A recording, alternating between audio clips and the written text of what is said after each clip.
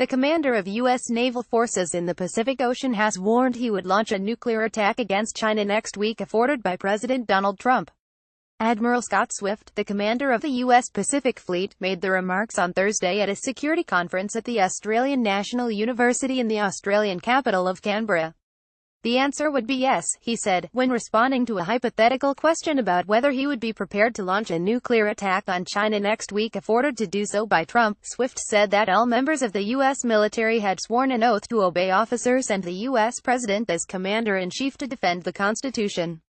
Pacific Fleet spokesman Captain Charlie Brown later said Swift was addressing the principle of civilian authority of the military and his answer was based on an outrageous hypothetical question.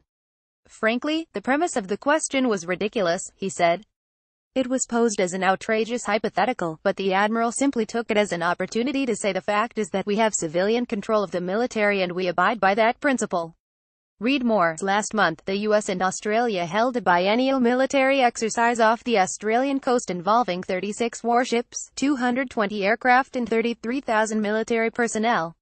The drills were monitored by a Chinese military intelligence gathering ship from within Australia's 200-mile exclusive economic zone.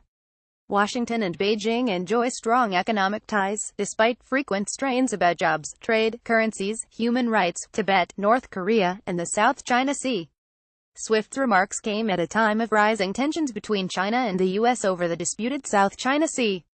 Earlier this month, the U.S. sent 2 bombers over the waters, coming just a few months after it sent a warship to carry out a maneuvering drill within 12 nautical miles of one of China's artificial islands.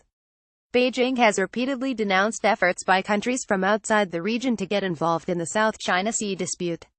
The U.S. has long sought to limit China's growing maritime influence in the sea, over most of which Beijing claims sovereignty.